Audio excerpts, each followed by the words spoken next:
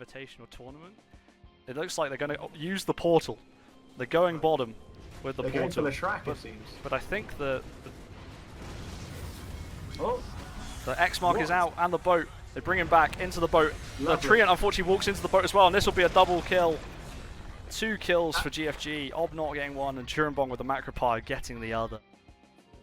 Going in, he does have his ultimate. He Oh. purges it. He just about gets it off.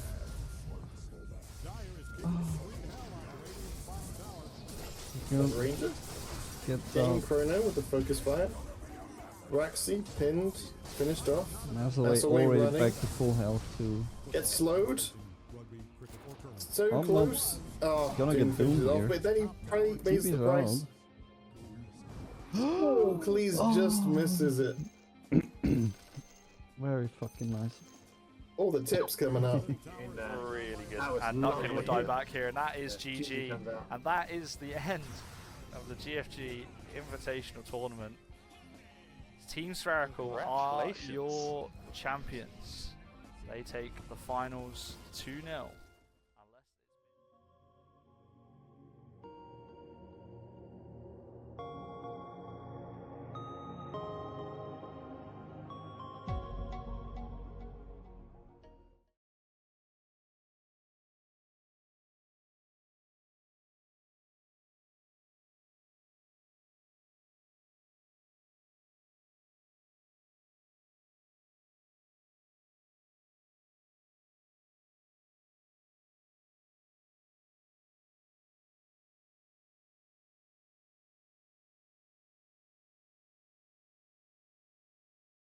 doing well, mate. Excited for this game. Very big one. Bad news is they couldn't hear me, but they could hear you. So we've got 50%. I've unmuted myself now, so we should all be good across the board. Apologies for that. We are into the draft straight away. The teams were raring to go, so we've already got some bans. Classic bans here. Wraith King, Underlord, and Medusa, all things that GCDD, when we played against them, I also banned.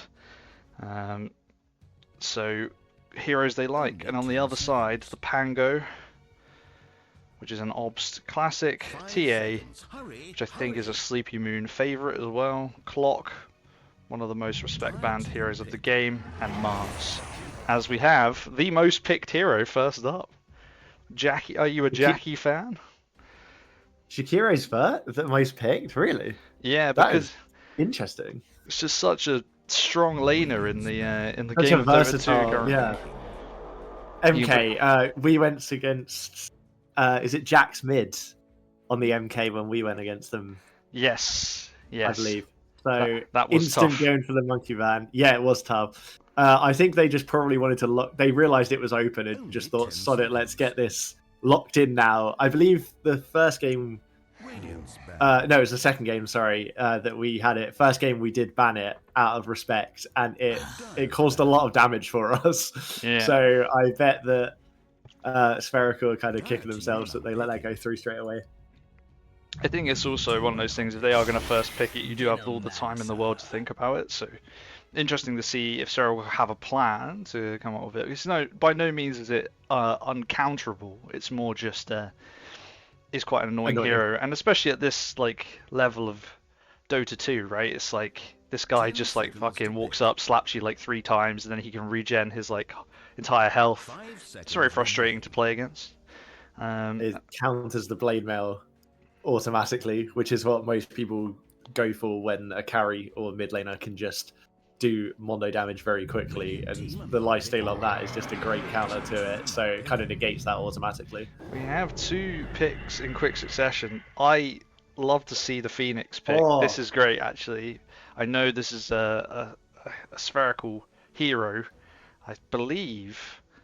I think I want to say it's Clavicimble, who is a big Phoenix player. I may be wrong on that, and the chat can probably correct me if I'm wrong. There's definitely one player on Spherical who is a big fan of the bird, which is great. I also am a fan, as we have lots of team fight coming out, because we've got Centaur as well with the Stampede is nice. You got Veno and now Tide, which is huge. Some big boys being picked now. beefy guys. So the Centaur on Spherical and Tide on GCDD. That's such a like. Every time I read it, I have to say in my head I'm like GovCord Dota Division, but it messes with me every time. Yeah. So where are we? So sort of, I think really, obviously the Centaur pick, they banned quite a lot of offlaners. The Wraith King is something that GCDD have flexed. They banned Underlord and, which traditionally is off lane, and then you've got Sand King as well, which I think can be played both mid and off. And then on the other side you had these Mars bans, the Kunkka ban. Like these are heroes that, I think it's time, if you're banning this many offlaners, some of them are kind of also mids, right? But if you're banning this many in that one lane, you need to take what good is left, I think, as well. So there is a element of that also. Oracle. Now, we actually talked about banning this when we played against them, because I could see that they liked it on both supports, but we didn't actually take it out in the end. We favoured other things, so interesting to see that it's made it through and they are going to utilise it. Do you think now Spherical may consider an AA pick, or is it not really? I don't think now they can. It's not really. Yeah, I don't think now they can fit it in to their draft because they've already got the Jackie Phoenix. What I would say is the Phoenix is quite nice already into like something like Tidehunter anyway. But the old beam is quite nice. I'm interested actually. Phoenix into Monkey King doesn't feel great to me, but also I guess if you can like slow his attack speed enough, it's not the end of the world. But it doesn't. The egg positioning is going to be really critical as we have the Shaker, which this will be the mid hero. This is for sure an Obst Shaker. I'd be very surprised if it goes anywhere else. I had the pleasure of casting an Obst Shaker mid before in one of like the mini tournaments in the Pyrian Discord, and it was lethal. They got them all the way to the final. I think he played it 2 games in a row, maybe. So pretty lethal stuff from the mid lane, and more team fight too. I was going to say it's great for team fighting, which is what they seem to be going for. If they can get that Macropire down and then the Echo Slam into the Phoenix Beam, that is a lot of just lockdown and damage simultaneously. Yeah. So they're going to have to rely on GCDD. Are going to have to rely on the Tidal to really kind of save them and really know when to go in. Yeah, they've also. I think the other thing is they've got obviously the Monkey King like ult, the ring of other Monkey Kings. That's kind of their 2 big team fight ults.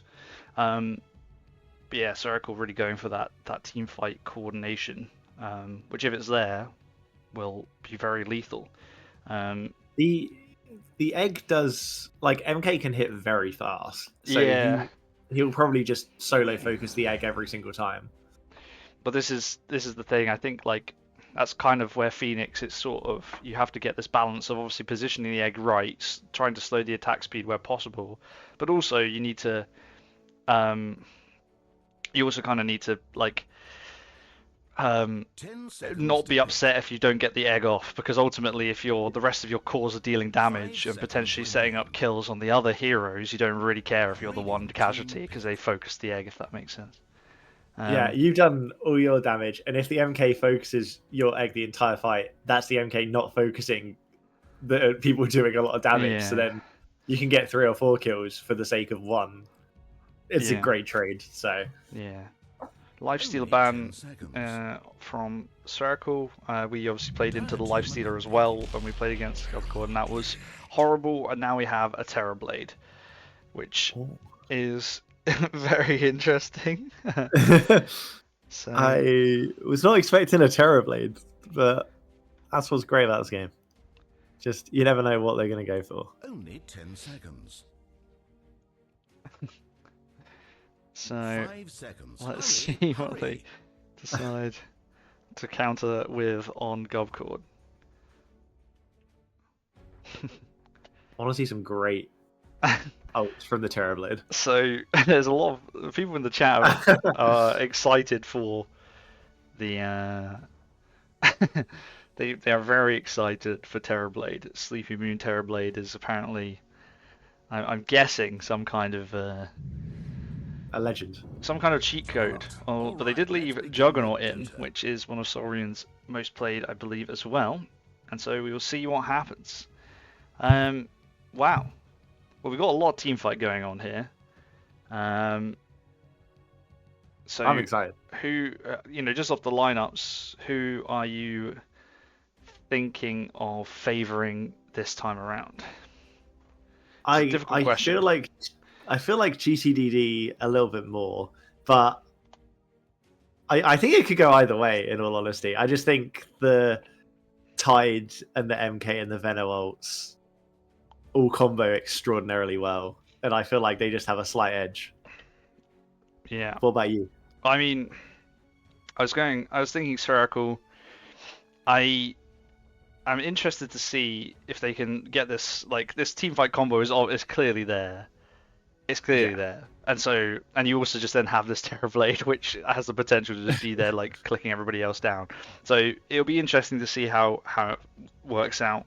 But these teams should be, on paper anyway, very closely matched. They have had very similar results across the tournament, so an exciting one for sure. As we finally get into the game, everyone's locked in and ready to go.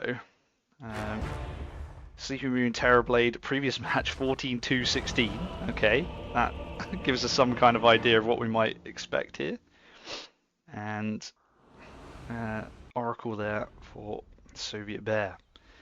Okay then, let me switch over to the correct thing. Make sure they can still. Can you just say something for me, Braxy, please? Hello, hello, hello. Okay, looks like you are unmuted, which is great news. So, let me run you through your teams before we get into the game. Did I just untoggle that? I did. Okay, so on the side of Spherical, they are the Radiant side this time around. That's what they chose. Sparta Matt is playing the offlane Centaur. We have Moist Goblin on the Jakiro. We have Sleepy Moon on Terrorblade. We, of course, have Clavicimble on the Phoenix and Obst on the Earthshaker. And meanwhile, for GCDD, Smoked Up, at the start, we have Saurian, the captain, on Juggernaut. We have Maddie on Tidehunter. We have King Markov, Nikov, definitely butchered that, on the Venomancer. Soviet Bear on Oracle. And where's the last guy?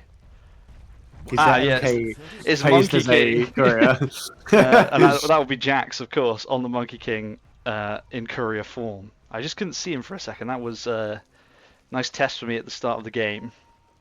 I did have to do a double take there because I thought someone was just running away from their items that's getting delivered. Yeah, I don't know whether... I think Spherical definitely don't want to engage early here, potentially, with things like Gale and the Gush as well. Like, a hero, if they got picked off here for Spherical, would get slowed so much by those two spells alone that definitely want to avoid. So each team settles for... Well, they will settle for 2. They do. And we'll see how it goes.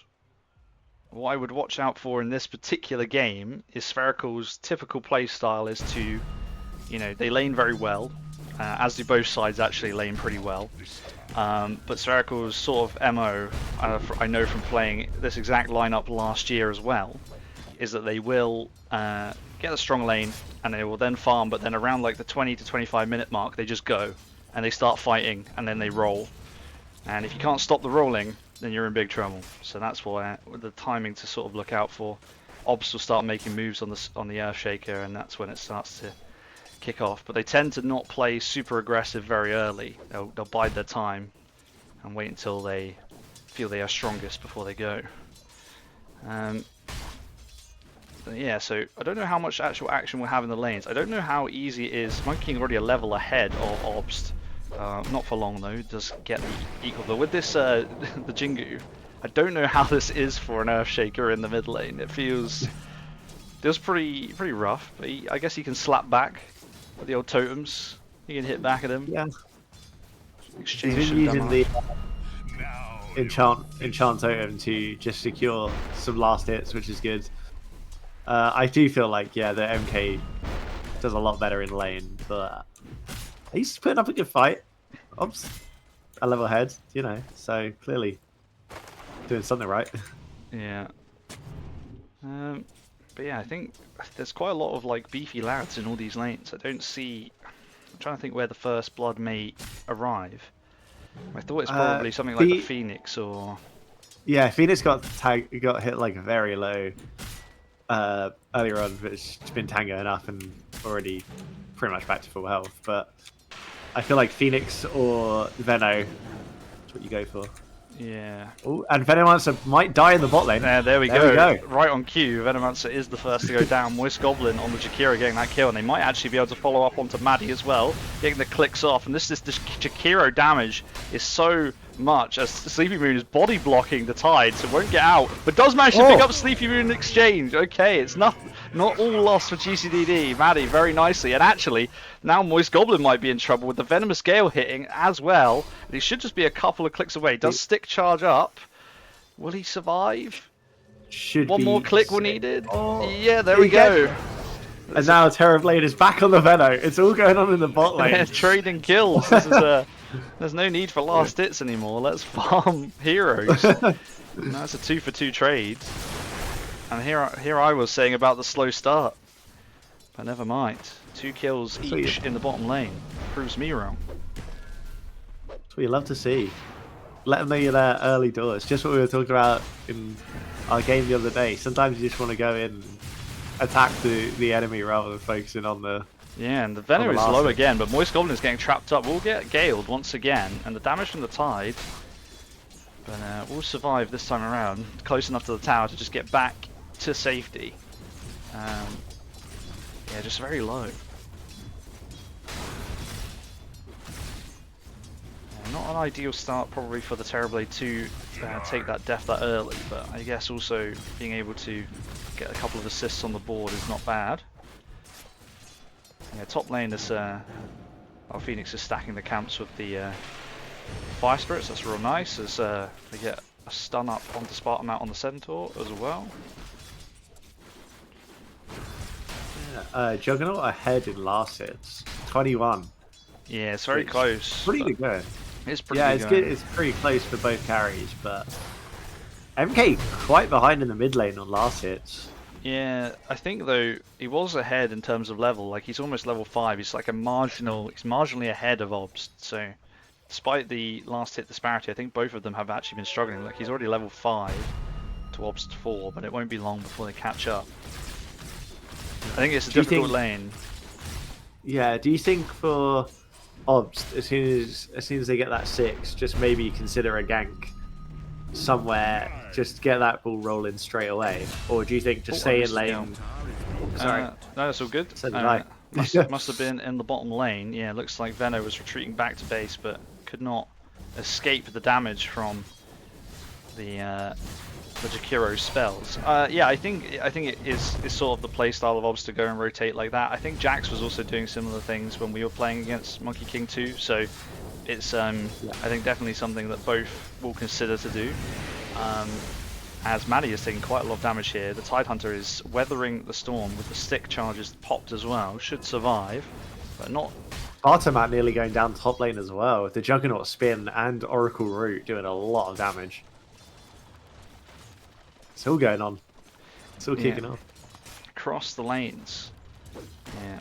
And Monkey King is already level 6, and he's there much half a level faster than Obst in the middle lane.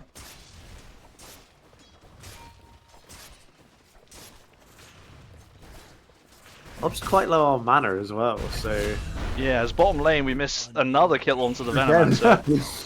Damn, that is... Who is once again 1 and 3. Just been chased down, but this time by Sleepy Moon by the looks of it on the Terrorblade, which makes him 1-1 and 3 early doors, so 100% kill participation at this stage as well. Monkey King going to pick up this Arcane Rune. I wonder if that will try and get him to set up onto Obst in the mid lane. It's going back. Or if he'll consider a gank. I mean, Obst really can't do anything to counter this if the MK does choose to go in. I think no mana. Yeah, I think because it's the rough lane is for the Shaker, he will be the one to rotate, I would imagine. Yeah. And actually, I think, yeah, although now it looks like they're going to try and steal these stacks. I think they've noticed the Phoenix has been dipping out, and they kind of want to get involved in this stack action, especially while there's the Arcane Rune involved. It's going to be a nice early engagement here. They're bringing the Juggernaut over too. Are they gonna farm it. I think they blocked the camp too, so they're gonna pop the Monkey King ult to farm these stacks. So they've identified the spherical stacks, and they are taking them. Sovereign might actually go down there. He does. Sorry. He dies to the neutral creep. It does too much damage. The stack was so large. It did too much damage. It takes down the carry Juggernaut. He's dead for 20 seconds. Even the healing wall couldn't save him, and they only really take one stack. I was about to say, at least the healing ward was out. But that is tough for your carry to die like that. I don't know why. I guess Spartamat was. Did he get the shrine? Oh no, they've only just. I believe picked up. Maddie got it. It's interesting that Maddie Spartamat got was not in the lane. So he knew Solrian had wandered over, but he's not taking advantage of the lane being empty.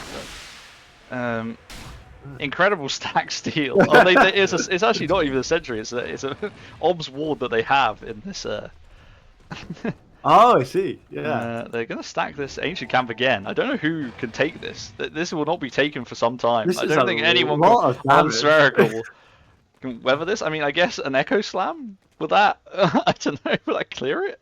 Who knows? I mean, I feel like this is just overcooking. Like at this level, you don't need to be stacking an ancient camp this much. The Echo Slam maybe, but I feel like that still doesn't do everything, and you just get. You definitely have to have like multiple heroes to farm the stack. Oh yeah, this is yeah, absolutely. This has got to be an MK Jug and probably your Phoenix Beam as well. Like to just get that. Yeah. I mean, he's got. He might farm it now. He's got the double damage. He's got the AD, right? I think they know that they're Ob's planting the sentry, de-warding here, and that'll be gold for him. So it's being stacked again.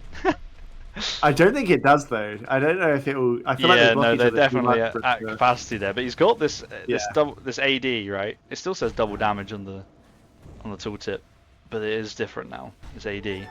So yeah, he'll pop it and pop the ult, and that is the stack cleared. So it is the AD rune that. Well, there we go. That does the business there, and that is. Let me just have a look at that network. Yeah, he's up above all the cores now on the side by at least 500 gold. But of course, does not have Echo Slam. But I don't know if they will know that on the side of GCDD, particularly as this aggressive mood comes as well. That is remarkable stacking and camp clearing from Spherical. That's great stuff. Like, yeah, I didn't think it would do that much damage, but the AD comes in huge, so lovely. Oh, the damage alone is insane. Yeah, getting quite close to the blink dagger as well. Already, yeah, 10 minutes in. Yeah, with the stack, that will have accelerated that significantly, and it might like bring Spherical's timing forward. I was talking about this like 20-minute, sort of timing they tend to have, and I mean, it could bring it forward if the blink dagger is there and the Terrorblade feels up to fighting. They could run at them earlier. It's definitely recovered Obst in this middle lane over the Monkey King too. So yeah, level ahead still. Wow, should be catching up now for Jack. Okay, Maddie is going through the portal. So they might look to set up onto the Centaur in this top lane, or if they can find the Jakira as well. But I'm guessing it's level 6. None there as well. Yeah, level 6. So they do have the Ravage. No blink, of course, as it's still early on. But they could pop the Stampede. Yeah, they saw the Tidehunter just waddling in, which is great spotting by the Jakiri there. And unfortunately, that means Maddie now has to just TP back to defend against the onslaught of the Terrorblade, which unchecked would take your tower there without any question.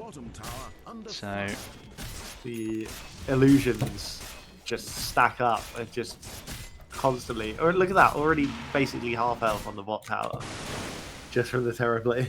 Yeah, and although Maddie is here to use the gush to try and force him back, it's not really going to do that much at this stage either. So yeah, we just got a half health. Top lane.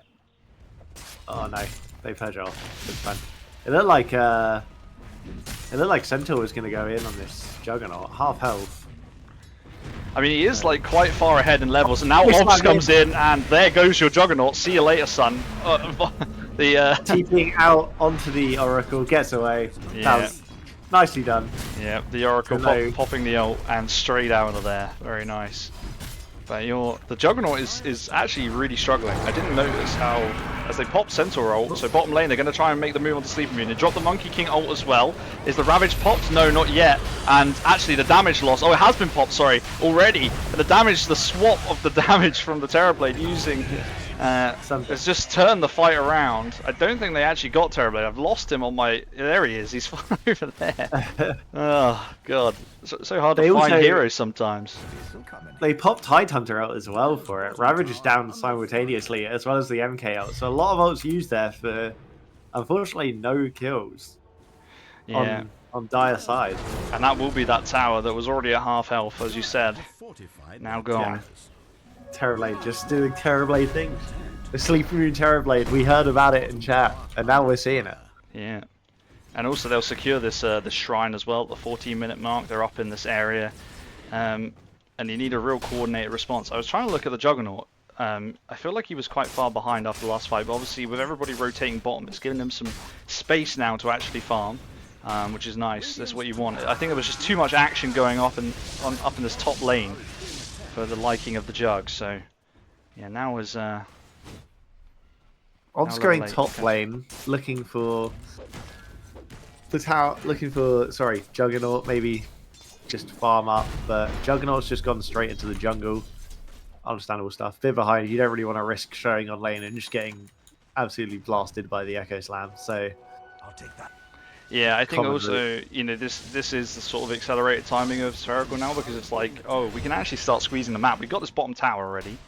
So Terrorblade actually has no fear literally pushing up to a tier 2 almost. And like Centaur is just happy to stand and take the shrine, obviously uncontested, but they know they're in the area and they all just TP out now. So they held that position for so long that, you know, they were just not really afraid. Obs has pushed all the way up because there's no tier 1 top either, so they can just push both lanes out and then set up for some kind of move mid probably. A pause coming out. Cat. Cat. Love cats. Quick shout out to Boo. Yeah, I don't know where she is actually. I think she's asleep. She is not. She has previously threatened to turn my computer off in both games and casts, so I think we should just be thankful that everything is still standing. We're safe. So that's good news. She is chilling at the moment. It looks like we're all ready to go once again. Once again, video games. After the brief break. The Monkey King has not really got involved yet. He is 0-0-0. Which is actually kind of remarkable given what's going on in the game. I mean, again, I guess actually the Oracle is also 0-0-0. As we were talking about right before the pause as well, this setup for the mid tower, which the Terrorblade will down. shred. I'm pretty sure that was 3 seconds, by the way. That tower went down in 3 seconds, which is insane. Yeah. I think that's... We heard... you know, oh, sorry, go on. Oh, no, I was just going to say, we heard about Sleeping Moon's Terrorblade, but very comfortable the hero, it seems. And, you know, I think that's the thing, is like, if you have a Terrorblade that feels confident to just walk up and melt the tower uncontested, you're dire in some trouble, you know? Yeah. But going for tier 2. Yeah, I think this is also part of it as well, right? It's like the team fight threat behind, because you can put this Terrorblade. This Terrorblade actually is kind of happy now to just stand at the front, do what you got to do, hit the buildings, hit heroes if they come close enough. You know, don't have to chase too deep. Just be the guy at the front, because you got the Sunder there as well to protect you. Like you can steal some HP from an ally, from an enemy, whoever it is, right? You even steal it from Phoenix, and then Phoenix just eggs, you know, whatever it is. So like you got like this. You just stand this guy at the front because you've got like the threat of the early blink on the Earthshaker, like such an insane blink timing because of that stack, right? You just got that threat behind you. That at any time, if they come to contest your push, you can get Echo Slammed, you can get macroed, you can get stunned up. You've got Centaur ult to like run him away or get him in further or get the other heroes in, you know? Just like quite easy to see how this draft comes together when you like in the game scenario, and the Terrorblade is just sits there and does what he wants to do, which is just click heroes. So it's pretty tough at the moment for GCDD, especially with this Juggernaut being quite far behind, although he's now top of his team's net worth. And they are all ahead of the Centaur. It's just very tough for the Juggernaut to come back into it, because he's afraid of moving out on the map, because the Shaker could be, There. Spherical could be there to counteract at any moment. So they need to just try and buy some time. That's the thing, is like, you, as a carry, you've got to try and balance the need to farm, which is obviously very important, but also knowing which team fights you should actually be engaging, and kind of understanding and telling your team, let's not try and not fight as much as you can. And here we are, bottom lane. They dropped the egg. I think it's definitely. But the counter. Here is the team fight once again. The Echo Slam comes out, and that's Jack's dead. We were saying he wasn't. He was 0-0-0. He's at least 0-1-0 now, unfortunately. And Maddie is in big trouble too. But we'll get healed up by the Oracle, so Oracle will save and probably have to divert and get killed in exchange anyway. But now Terrorblade and Obs are back in. They drop the Ravage, and they will get healed up to near full life. But the Ravage is more to try and survive than actually set up any team fight. And that's another 3 kills for Spherical. And it all started because they thought they could get the Phoenix. But the Phoenix knew he had Obs nearby with the Echo Slam. He could just turn around, pop the Echo, and it's lights out for 3 heroes on the side of GCDD. Yeah, that was a great turn from Spherical, and to Phoenix especially, like you said, to know that Obs was there, know that they can set up and turn this, and that's exactly what you said about the Phoenix. When they're all clicking the Phoenix egg, they're not focusing on other things and got caught out.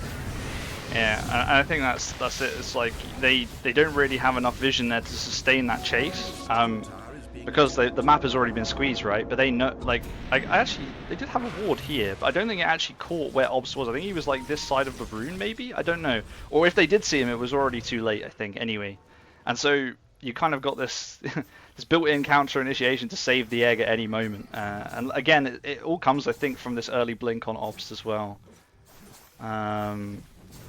It's like, he got that stack.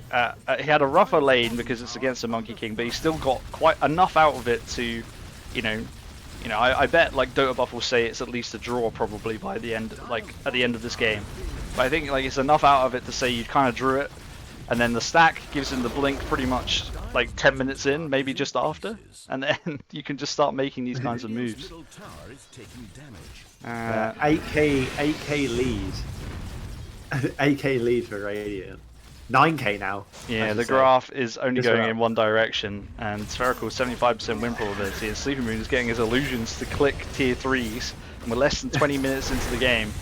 It is 10-2 currently on the scoreboard as well. And to be fair, Phoenix is now top of last hits, which is great. But, for your carry to be up there, that's brilliant. Saurian is putting in the work to get up there.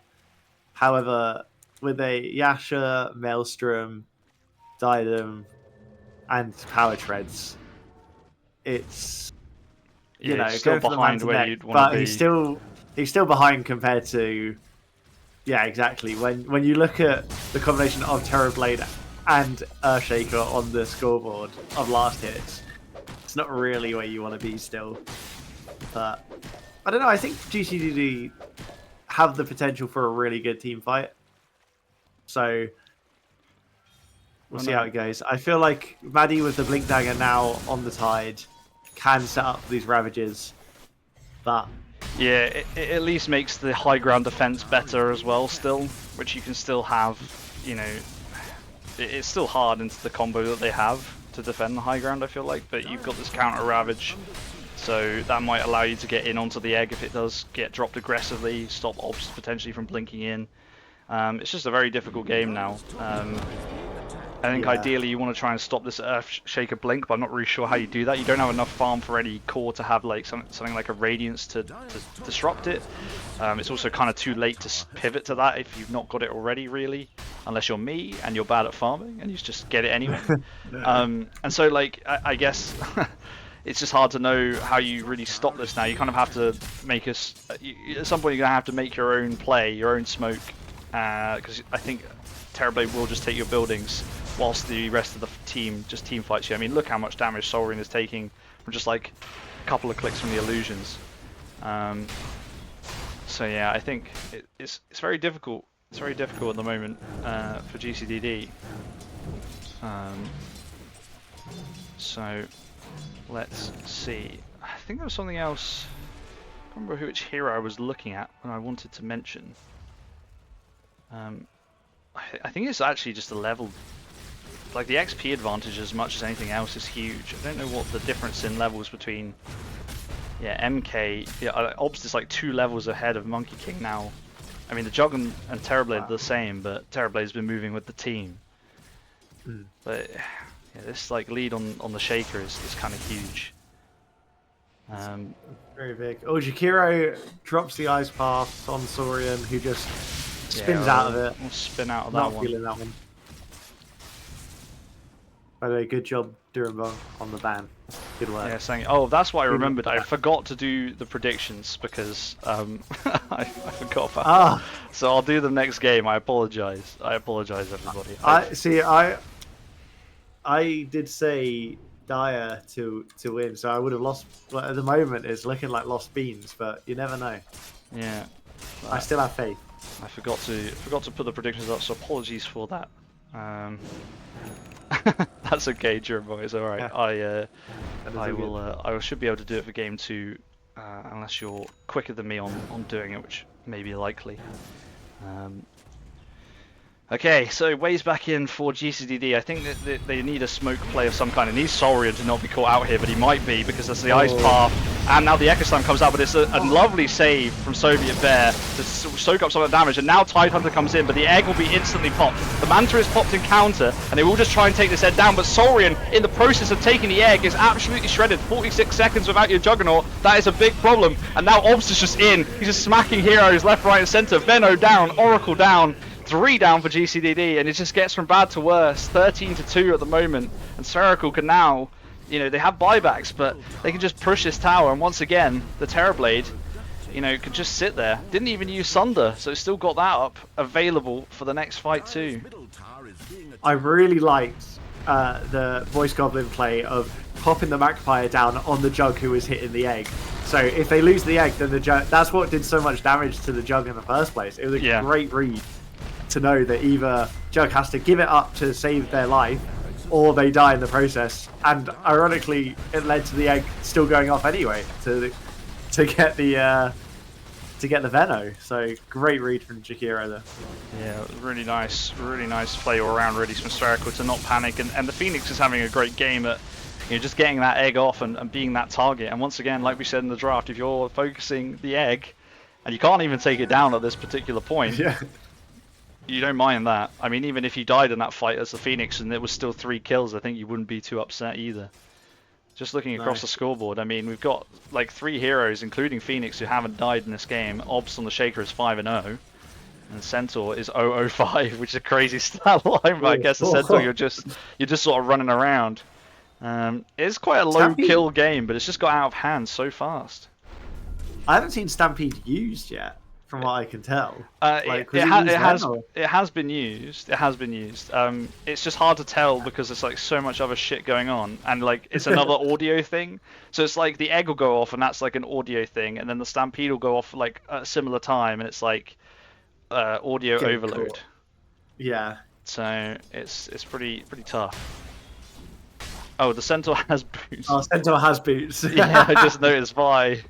Yeah, we've had this discussion previously on this on this Twitch channel because this has happened a lot. This keeps happening, and I am not sure why, because he's not even built into phase boots. The reasoning given before was that, you know, you need the phased movement, but this time around, Saurian needs to be really careful. He's trying to sneak round the back. He's trying to get to the secret shop. He buys the Hyperstone and then spin TPs out. So I guess he's like, let's get out of there.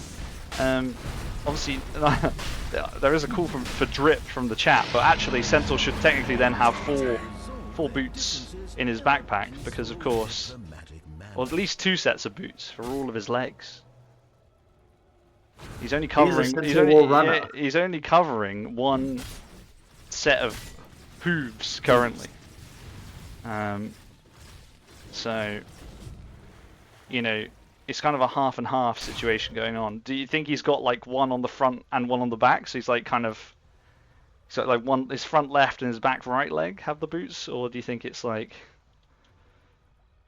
I like to think that it's 1 on the top left and 1 on the back right. Yeah. Just diagonal. You know? Diagonal, nice. Yeah. Jax, I've noticed actually as well, when I was thinking about him earlier, he's dipped into this enemy jungle. He's deep behind enemy lines here and has been for some time. He now actually can't TP since he cast that, so if they do push this, and Spherical are pushing this, and Sleeping Moon will take this tower almost certainly eventually, because the amount of damage being output by this Terrorblade is huge. And there it goes. The Monkey King is now back, but initially couldn't TP back after casting the Boundless Strike in the bottom lane. And this is kind of uncontested. Yeah, I'm not sure what they're going to do about this. I feel like, yeah, Monkey King moving into position. They have noted that he's there. Tidehunter will gush onto the center to try and stop the blink there, but that's a nice Fissure to trap the Tidehunter in. Not sure where he's actually trapped, but he can't move currently, so it's a little bit of a problem. Monkey King getting purged up on the tree, so they know he's there again. It's kind of just like a slow siege. Obviously this bot lane is pushed in quite nicely for GCDD, so they don't have to worry about it.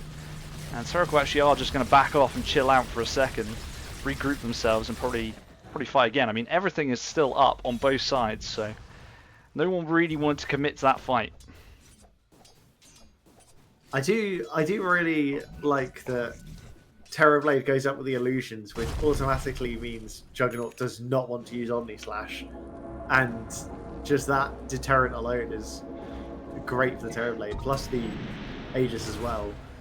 You know, Jug, I'm sure right now is just itching for a solo opportunity for a good Omni Slash, but with the amount of illusions going up, I think it's just not possible. Genuinely needs to get a Slash onto onto a support. Probably, actually, the only one is the Jakiro, because can't the Phoenix just egg and it just ends?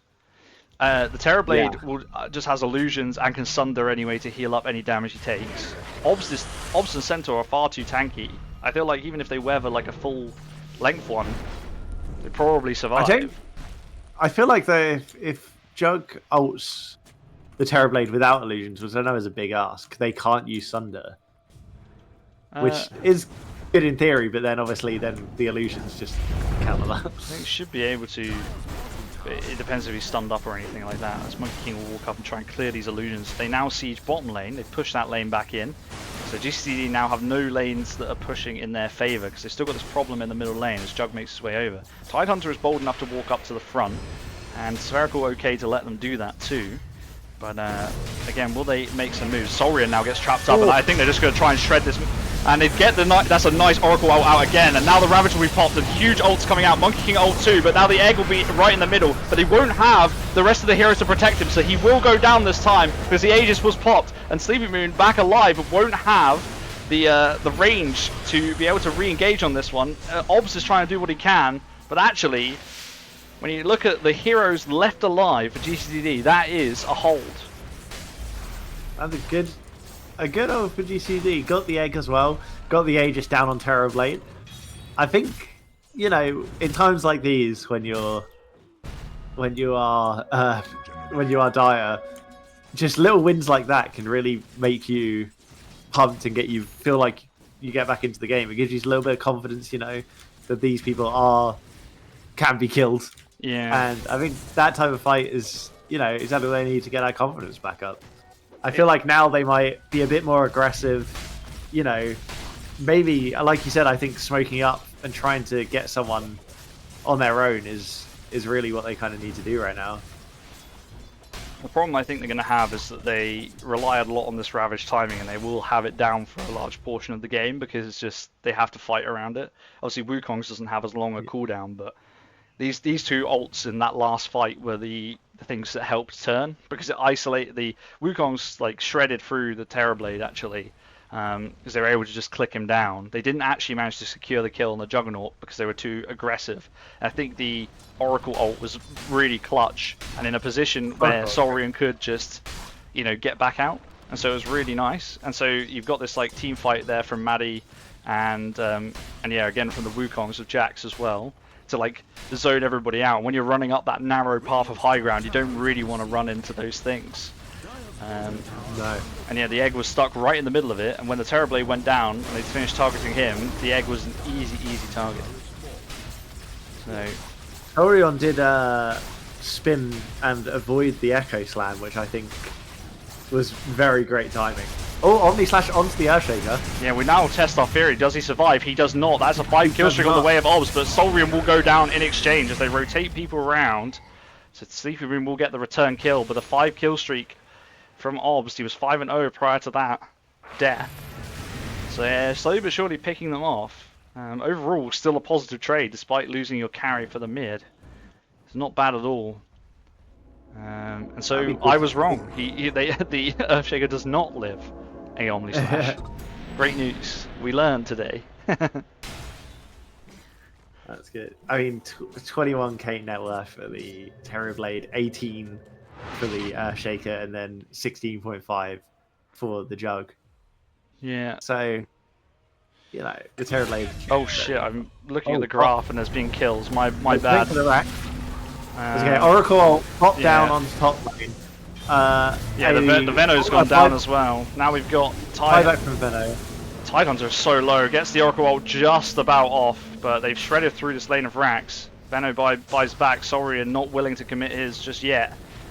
We'll have to wait. I was too busy looking at the old percentage of the graph. It was like 96% at one point, and I was seeing it was dipping, but now I would imagine, especially with the Terrorblade Metamorphosis here, they are shredding through. Now they go in on... There is no Aegis this time, so the Sunder will be the thing that has to save the Terrorblade. He will now try and walk up again, but meta is down, so they won't have that. They have dropped all the ults though, again on GCDD, and so Monkey King now feels emboldened to go in, but there's the egg pop instantly, but there will be no follow-up this time with Spherical. They will not be quick enough. The Centaur ult is now popped, and that will now try and chase down. Sleepy Moon is trying to shred through the Juggernaut and the Monkey King, and they both go down. And I think Obs and Moist Goblin get a combination of that from the Macro Pyre and the Slugger doing the final damage, and this will allow them to get this final rack thing. What am I saying? As they blink in on the backlines again, and now the squishy supports, the Oracle, the Veno are being chased back to their own base. Maddie buys back, gets stunned instantly, has no Ravage, so nothing they can do. King Markinov is trapped. He couldn't get back into the base of the Fisher, and now Obs will go back in. They're trying their best. The Oracle's doing everything to heal up. Just try and heal up the Tidehunter as Jax goes down on the other side, the other part of the fight that we couldn't see. And they're just diving them into the base, and they kick the Oracle back home, and GG is called. And that is a statement win, 20-5 with a 30k net worth lead in 30 minutes. Spherical take game number 1 against GCDD. What a game. Crikey. What an incredible performance from Spherical. And chat was right, the Terrorblade pick from Sleepy Moon really is something to behold. What do you think, if you are GCDD, next game, what are you feeling in terms of bans? I presume Earthshaker and the Terrorblade, no? Well, looking at what they banned this time around, they took out Pango, TA, Clock and Mars. I feel like it's difficult because all of those are kind of irritating heroes. I would say that the two you could replace TB, maybe Earthshaker with, is Clock Mars, if you're afraid that this time around... I feel like Spherical will know it's going to be banned, and honestly, they won't expect to play it again. But what I would say is that they will probably first pick it if they let it through the first phase now, I would imagine. But I think also it's difficult because it's kind of countered by the Earthshaker. I feel like the Earthshaker pick sets up the availability to pick the TB, because obviously it's something that's strong into illusions, so it's hard to say. It's definitely difficult to draft into it now, but you've got to firstly just reset and go again, right? You've got to like say, okay lads, you know, like didn't go how we kind of wanted. Let's reset and try again. this time around, make some adjustments, see what we can do. Any things that stand out to you to ban? Anyone you want to give the MVP for game 1 to? I have a feeling there's some incredible score lines or stat lines in the Spherical team. I was going to say Spartamat. So Matey Potato 42 Spartamat with the Chad 0011, which is quite the score line. I think Shaker MVP for me. Just considering against MK mid, obviously not the best matchup you can go for, but really brought it back. I mean, 10 minutes, Blink Dagger, Yeah, incredible stuff. Actually. And that when did he get it? that neutral cap, I was talking. I was like, this is like, they're getting too lost in the sauce, but I was very wrong. The AD ring coming out and getting a huge swing of gold and XP. So it's got to go to the Earthshaker for me. What about you? Yeah, I think, absolutely fair. I would say also just a shout out to the Jackie as well, putting down some incredible macropires, incredible ice paths, trapping people up. It was very good from Moist Goblin as well. But yeah, so that was game number 1. We were treated to the Spherical just came to play 20-5 in 34 minutes. So we will take a quick break now, refresh beverages, and we will see you back for game 2 just around the corner. Don't go anywhere. See you in a moment.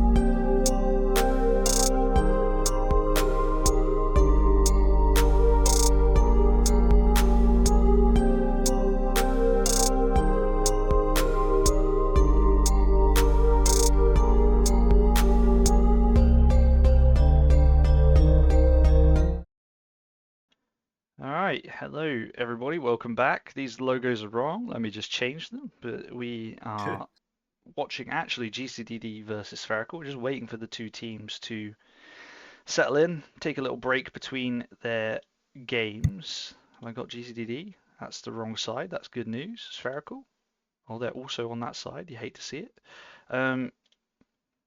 Just live maneuvering. Here we go. That's it. Look at that. Look at that. That cute little guy with his sphere. Okay. So, well, in game number 1, Spherical really pulled it out. They whomped GCDD, I think, and that is the technical term in this particular scenario. It got out of hand real fast, and we were warned in the chat about this Terrorblade, and for good reason, I think, because it was let through and it was devastating.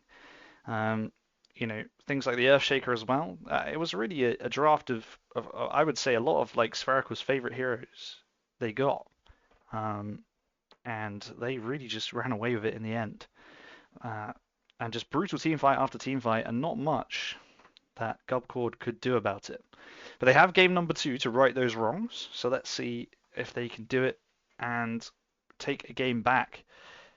Just having a think actually for the old top of the table. So GCDD, it's Spherical 2-0 here. This is GCDD's last series. So if they 2-0, both teams, both Spherical and GCDD, will be on 8 wins. Spherical have GFG still to play, so that puts quite a bit of pressure on us. I think we just have to win every game now, which I don't know whether that is actually possible for us, but we will try. So in terms of the top teams now, yeah, Spherical will then go tied with GCDD, which gives them the opportunity, if they take at least one game off of us, to move into the top spot and secure themselves a place in the final. Obviously, second and third will play off to face the top team again. Sit Out are still in the conversation as well. They have 4 games left, and they also have to play us, and they play FGF also, so it'll be interesting to see. But yeah, Spherical already with that one game, I think, secure themselves top 3. Unless we can... Oh no, we can still technically get 7 wins. Okay, maybe we could still sneak in there. If they win this next one, I think they do secure it. So they'll be 100% in and good to go. So that's kind of the summary of the of the tournament at the moment. But we should have game number 2 coming up just around the corner. Just getting everything set up now. Braxy, for GCDD then, we've talked a bit about the bans before. What do you think they should take out? Is it really just the Terrorblade, or do you think the Earthshaker? Anything else they think they should eliminate? I think they could go, because GCD have first pick, is that right? Yes, they will have first pick this time. Yeah. I feel like maybe you lock in the Earthshaker if it goes through, to then negate the Terrorblade pick, because you've already got that counter there, and also you get a very strong hero on your side, as you've just seen, and take it away from Spherical. I think that could be quite a good thing to do if they do have someone who can play Earthshaker well. But because you automatically save yourself 2 bans there. I think Jax may play mid shaker as well. So, but they first picked the Monkey King last time, didn't they? Yeah. So maybe that's something that they could change, because I guess like it didn't really have a great late. It sort of had the early advantage, but obviously the stacking coming out from Spherical going back online. Spherical don't change their bans at all. Gubcord do adjust and take out the Terrorblade, but they also take the TA and the Pango out. So Pango TA out, as is Terrorblade. And so what they haven't banned from last time is Clock on Mars, but they do only have 1 ban in this phase now. But it's the same bans on the old Wraith King, Medusa, Underlord, and Sand King for Spherical. And Gubcord go with the first pick, Ringmaster. Jurimbong is on it again. Yeah, there we go. I've got it. You don't need to see. Just listen. Trust me. Do you guys not trust me? You guys don't trust that I'm telling you what's happening. Come on, guys. Come on. This is an audio only. This is radio draft. Jackie comes out. Imagine if you change back to the stream and it's just like Pudge or something, just completely incorrect. Yeah, I'm not in the lobby. How am I supposed to know? How am I supposed to know what's going on? Okay. Kiro, once again, first pick for Spherical. They picked it first last time. They've gone for it again, but Ringmaster is the new hero about town. They now ban out the Mars for GCDD, so they go back to what they banned before. They take Centaur out, which was played last game as well. So 2 out of 5 of Spherical's heroes have already been banned. They've got It's the because other of that one. 0-0-11 scoreline. They're terrified. I mean, of yeah, they those- really of that. couldn't kill. They couldn't kill the Centaur. They couldn't get anywhere near him.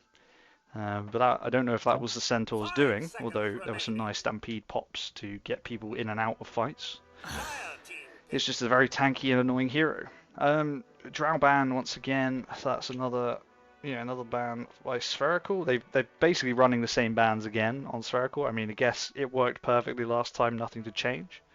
If it ain't broke, don't fix it. You know. Yeah, exactly. 10 seconds remaining. So we'll see now. Spherical have the next pick. It'll be interesting to see what they take to try and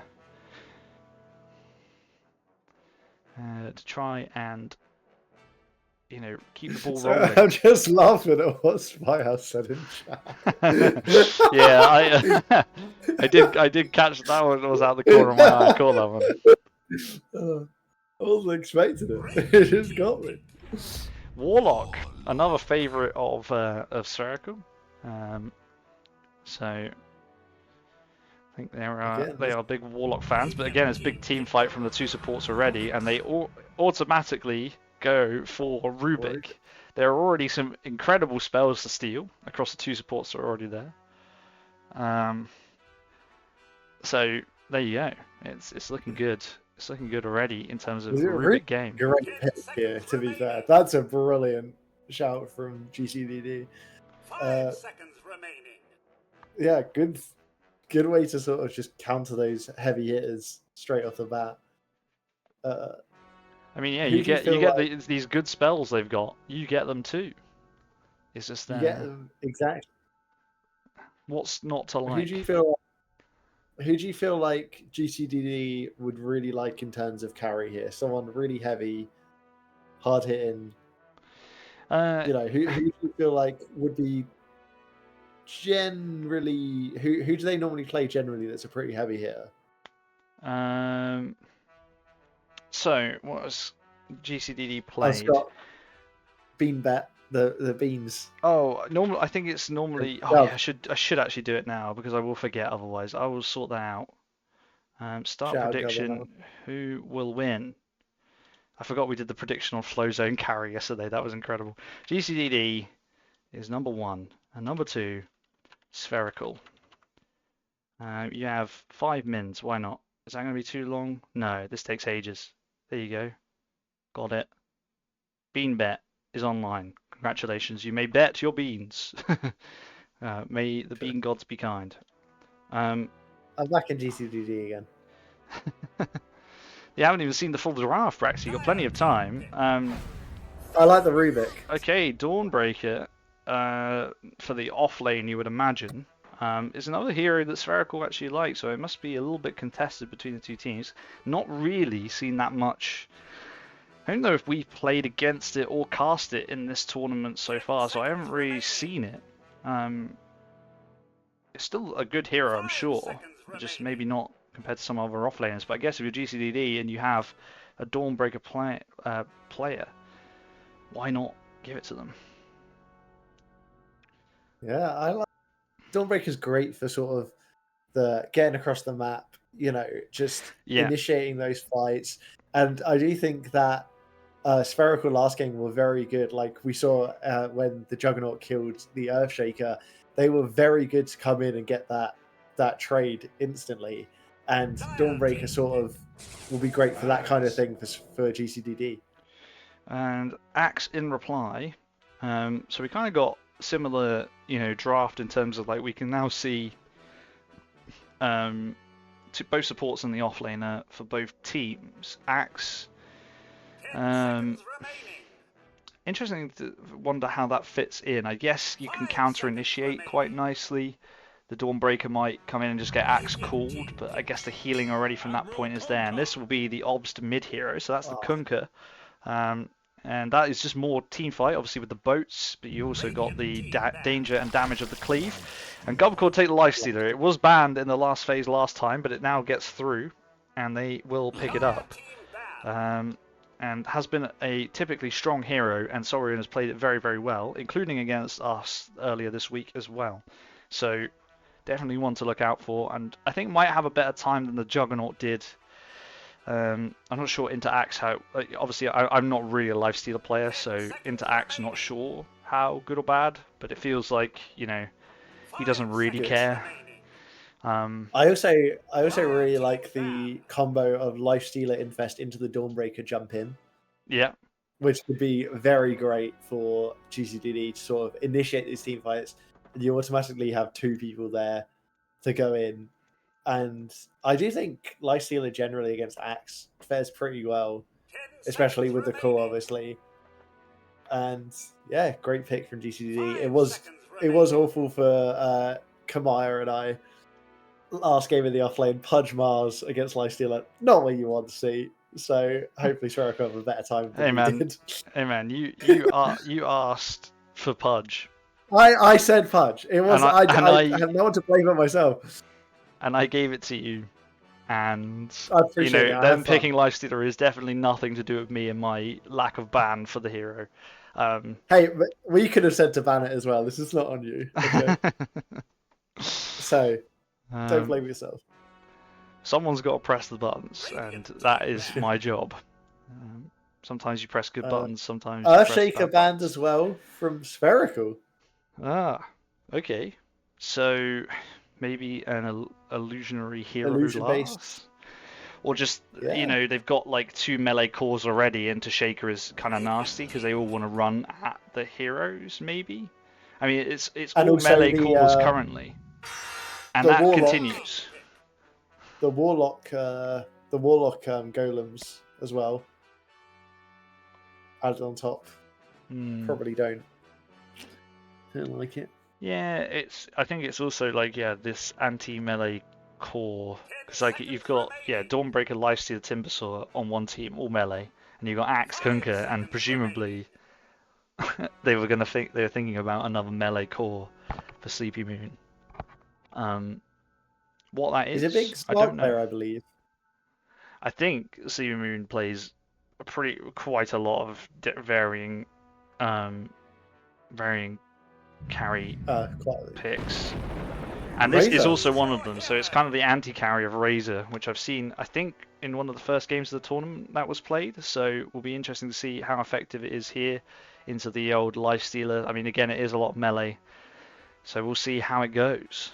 I think the prediction is about to expire, so you have mere moments before you can put your predictions in now that all of the things are done, and it's just popped off, so hopefully you got your predictions in time.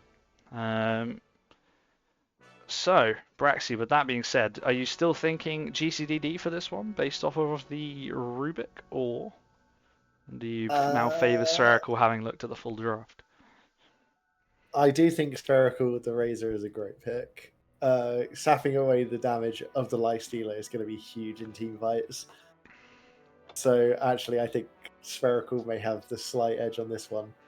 But then again, I said that about GCD last game, I believe, and I was very wrong. So, what do I know? What are you feeling on this? I mean, I think that Spherical's in the position to be able to execute this game once again. What I would say is this Lifestealer, obviously if the Razor cannot sap enough damage, it could be very, very difficult. But I think it will be kind of easy for the Razor against the Lifestealer. It's hard to tell. I think GCDD have given themselves the best chance possible, but I am favouring Spherical all the same. Like you say, that last pick Razor feels pretty good into the Lifestealer. Let me swap to the old in-game Mabob. Braxy, would you just say some words for me to make sure you're not muted? Hello. So we're all good on that front. So let me introduce the teams. We will start this time with GCDD on the Radiant side. We have the Captain Saurian on the Lifestealer. We have Maddie on Dawnbreaker. Soviet Bear on Ringmaster. Jax, who's going to find Obst on the Timbersaw. And King Marco OV Nikov We got there. I don't know. I'm just trying to sound it out. I don't know if that's making it better or worse. Root on the Rubik. And then on Team Spherical, Claverkimble already down here on the Warlock. We have Obst playing the mid Kunkka, Sleepy Moon on the Razor. We have Moist Goblin on the Jakiro. And Spartamat is on the Axe. And Spherical will make this aggressive move up, but GCDD will be waiting for them. Maddie is going to walk into it first off and gets some damage from the Battle Hunger out. Moist Goblin, I think, whiffs. No, does actually connect with the Lifestealer. Now we start sapping the damage of the Dawnbreaker and force them away from these runes. Obs will now secure this middle one. Wants to try and contest for more, but I don't think he will be able to find it. And ultimately, I think this will still be a 2 for 2. As GCDD should be able to just walk up and take Spherical's rune without much contest here. Also, something to remember is the Dawnbreaker vision at the start of the daytime as well, which just flashed up across the screen. Why is Kunkka bald? I believe this is what my girlfriend calls the chug-jugged Kunkka. Because he looks like he is a chug-jug from Fortnite, popular game. So, you know, shout outs to Josie for that one. She loves a bit of the chug-jug Kunkka. Okay. And Dipper. And Dipper, yeah. No Ursa, unfortunately, so no Dipper today. Right, so middle lane, I mean, there's a mid Timbersaw into the Kunkka. Should be able to get some nice damage out both ways in this middle lane. So it could be quite brawly. Meanwhile, bottom lane, it looks like Axe is already taking up quite a bit of damage. Although they will get the Battle Hunger out onto the Ringmaster, but it will counter with the dagger. And these daggers, we were seeing this yesterday as well, can be incredibly irritating. I think it was Vi in the game yesterday between OGs and FGF was just daggering Falcons constantly. And so much so that I think an all chat came out to say, please stop. Maybe not in as friendly a terms as that.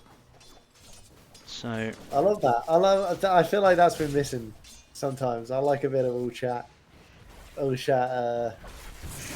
going on.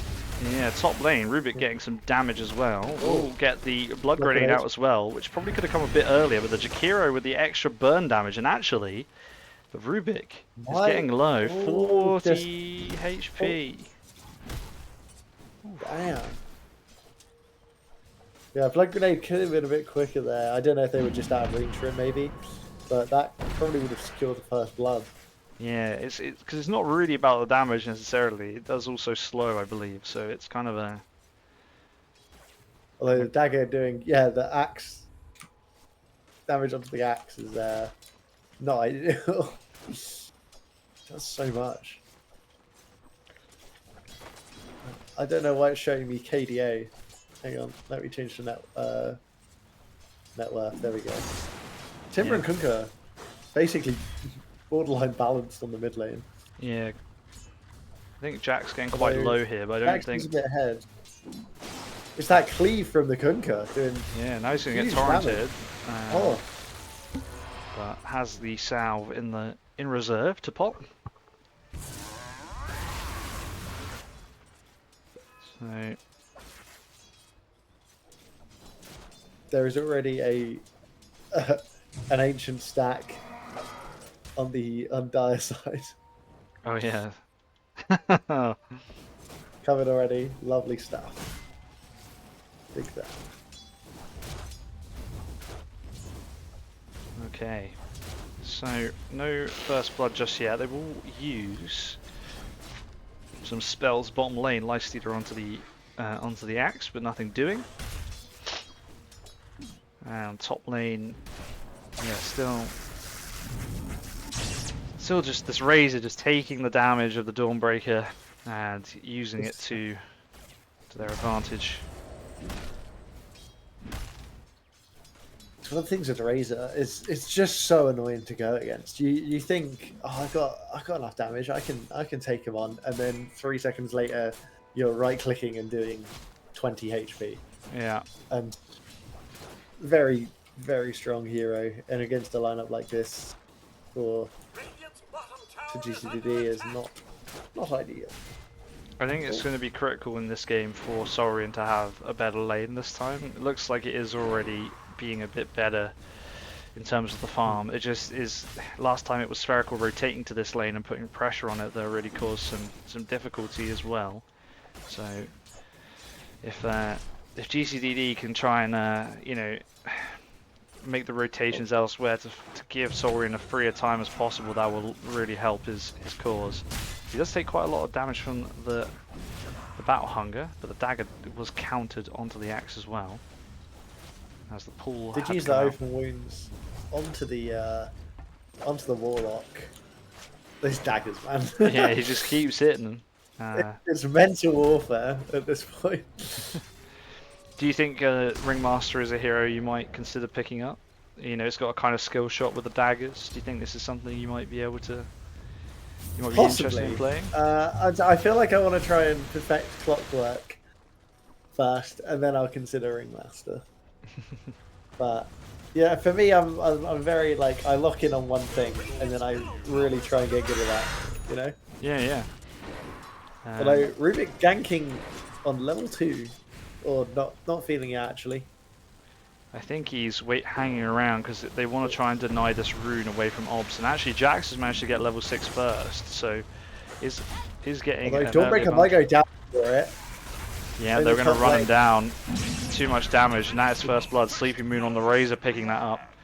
Already ahead on the CS as well, and Good read from Spherical to realise Dawnbreaker's on their own. Let's get a kill here. There's no one to protect them, no one to save them. They probably spotted mids. You know, let's go in and get a free kill here. yeah, as the rune bottom gets denied. So actually, Rubik had to rotate back because he's only level 2, and the Ringmaster was the one who came into the mid lane to try and secure that 6-minute rune. Obviously denied it as Jax had gambled on it being top when it was actually bottom. But yeah, Rubik's still quite far behind on levels, only level 2.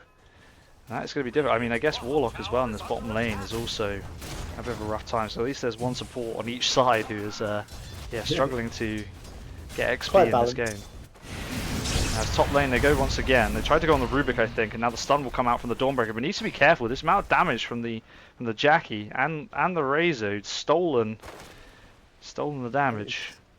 Quite something. Yeah, it feels tough for the Dawnbreaker because it's kind of a hero that, you know, again, melee into Razor is not really very fun, but most offlaners these days want to be beefy and stand there and not really worry about it. Yeah. So it's hard. She's going to get her mana, her damage Getting taken. basically chased down under their own tower from the Razor. This Razor is Sleep Mean is fearless right now. Yeah. And, yeah, Saurian's having a much better time in the lane this game, I think, than how they were doing on the Jug before, which is ideal setup. Yeah, and now the there's open an wounds on the into Spartan. axe. We'll get the call off in reply, and so that pierces the rage. But now we'll walk up, but the bomb's actually doing quite a lot of damage, and the super's down from Claver Kimball. So that will mean that GCDD feel the need to retreat. Axe wants to continue chasing though. With the creeps, they feel emboldened to go onto the tower, but now the tower has targeted them. They will get daggered for good measure as well, so that will take quite a bit of damage for the Warlock with the heal. Slap that back on as well. As top lane, they're engaging onto Dawnbreaker again. Jakiro's spells in the lane are just doing so much damage. This is such an ideal lane for Razor, as in, like, just the damage alone. The Dawnbreaker's terrified of walking up. Rubik can't really do a lot due to, you know, being behind on the levels. Sleep Mean's having a wild of a time right now. Just lane to themselves. Bottom lane, You know, they are going in onto the axe. So Jax has got the amplified damage rune and will cast the spells. They're bringing up the TPs from Spherical, but it won't save Spartamat's life. The axe goes down, and now Obst is in. A nice ice path actually to trap up the Timbersaw. And so we'll continue to waddle away, but it's taking quite a lot of damage from all these spells. Has been got the Warlock counter heal on as well, so doing quite a lot of damage. Brought back with the X, as you say, and will go down. And the Lifestealer does survive on low HP, as does the Ringmaster. But once again, what this has caused is that Saurian's lane is now gone because they have 4 heroes on the dire side are now down here, and he can't come into the lane because they are still there, and has to rage off the Bout Hunger. But Axe is emboldened to dive under the TV and literally escort him like a bouncer in a nightclub out of the lane. Sorry, sir, not tonight, mate. You can't come in here. Not with those shoes, mate. Not with those shoes, pal. And so this is what happened in the last game as well. These plays were made, but now Axe feels like he's too far up, so they'll rotate heroes in instead to try and secure that lane back. It's a nice call onto 2, but will die. And the Axe actually on his own in the end as 2 other cores have rotated out for Spherical. So now Saurian will get the lane back and will be allowed into the bottom lane club.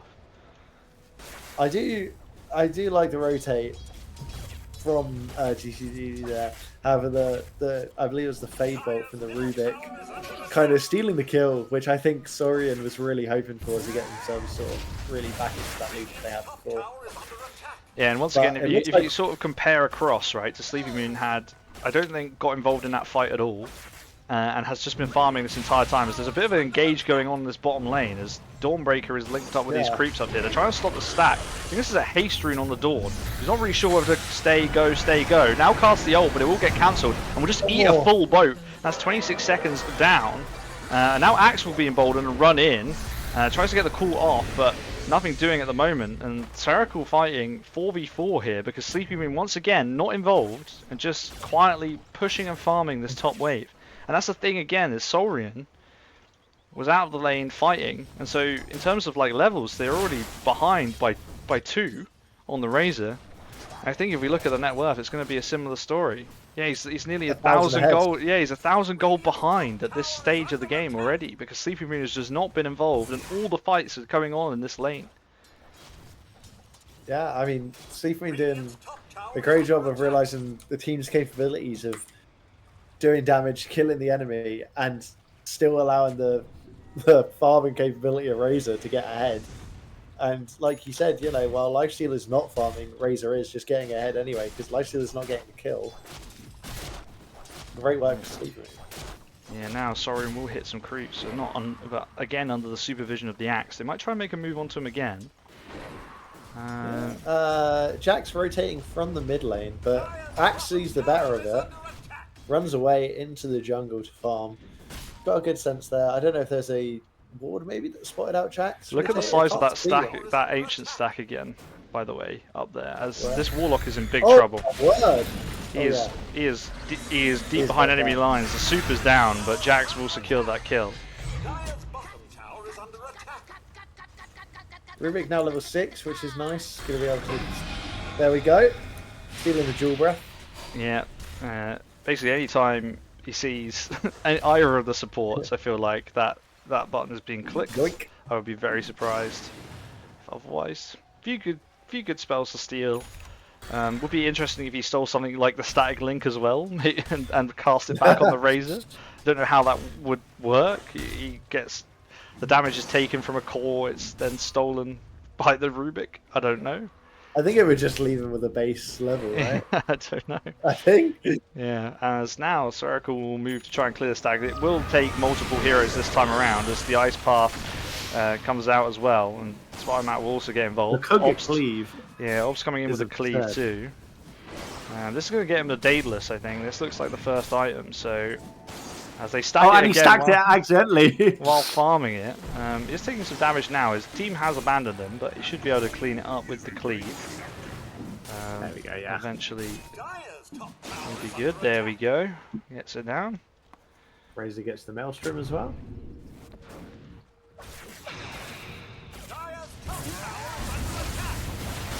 So, looks like that's a Radiant scan, so they know that the Razor is there. I think they were checking that because they want to push this top tower, which Saurian has actually come up to come push. So, Kunkka and Razor leading the net worth. yeah. Saurian and Timber behind. Again, Kunkka with that massive stack, and a huge ancient stack is gonna accelerate the farm ahead of Sleepy Moon, who's basically had that free lane this entire time. As they that smoke up, it is a smoke up from Saurian, who will come in and now go onto the Warlock. They do have backup from the Warlock by the Axe, but it looks like, oh, he does get the Golem down just in time, but that's the last act of the Warlock who goes down. And now Rubik with the stolen Ice Path will focus onto the Jackie on the back lines, but on this side, looks like Maddie is going to come in as well and try and kill Spartamat. So they do get him too. Jackie did make it out in the end as well. So that's a better rotation this time from GCDD, and like you said in the draft, with the Dawnbreaker being able to move into different lanes, really allows them to prioritize getting a bit more farm. Obs really wants to cleave here, does get it off. He's gone a bit early though, his team is not there. Razor is still TPing in, and he's getting quite a lot of damage, and Jax actually will clean up the killing spree for him. Razor gets the stolen damage off of, I think that was the Lifestealer, and is now just clicking the remaining heroes down, and that is Rubik down, and Saurian as well. And Jax should be able to Timber Chain away, although the Razor is particularly fast. No, will get slowed by this additional Chakra that comes out. Chakram? I left the old M off, didn't I? I really enjoyed that. Yeah. Saurian did a great infest to dodge the boat from Kunkka. It was very nice, yeah. Unfortunately, still went down due to the Razor stealing the damage, but very, very nice. Yeah, I think very nice, but obviously, ultimately, did get eliminated. I'm not sure whether I'm guessing the Razor had the link or something. I couldn't quite see it in the fight because there's just so much carnage going on. I'm assuming it was onto Saurian, and that ultimately was where that damage came from. Because as soon as he popped out of that infest, the damage from the Razor was huge. He was almost clicking down the Timbersaw as well, through the reactive armor and everything. So it remains to be seen. Looks like the supports of Spherical setting up for a mid-tower push. There are quite a few on the side of GCDD here to contest, so it'll be interesting to see if they decide to contest it. I think the tower will go down. The damage from the Jakiro is just too much. yeah. So I think I do feel like GCDD putting up a lot more of a fight in the earlier game, which is what you want to do. You know, before I feel like Spherical just ran away with it, and they're just getting pick after pick.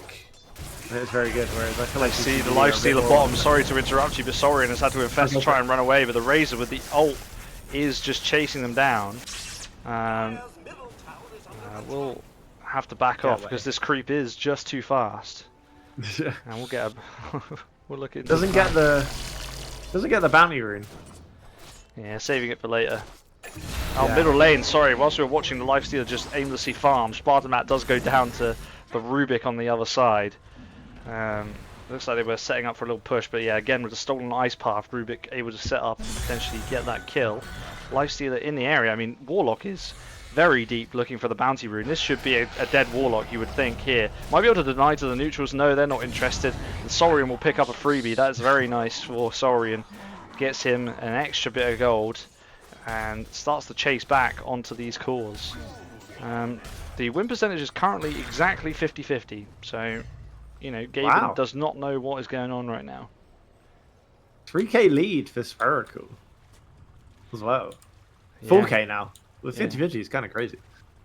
Yeah, so it's actually really not sure. It keeps dipping either side of the line, so it'd be interesting to see. I mean, in terms of the advantage, like 4k, by comparison to last game, is quite minor. Yeah. The advantages that they ended up having in the second game, so remains to be seen. And you gotta remember this incredible stacking going on, or that had gone on, which is basically like 1k of that gold. I feel like is that stack gold.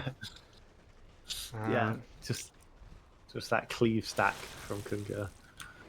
Yeah, so Kunkka with the Daedalus, which is what you used it to buy, and now going for the Lotus Orb. I guess so. No stolen spells, and to counter the infest later that can come as well. Ob's TP's bottom to clear the wave, and then we'll get X mark himself back before Saurian can react. Soviet Bear did actually TP down bottom to see if there was anything they could do to stop that from happening, but looks like nothing doing. No Yule Scepters in this game at the moment for anybody, although Rubik will get one soon. Jackie taking quite a lot of damage from, I think that's the counter damage again, yeah, the Jewel Breath, the stolen Jewel Breath from Rubik, shredding Jakiro, who will get healed up by the Warlock in exchange as well. So,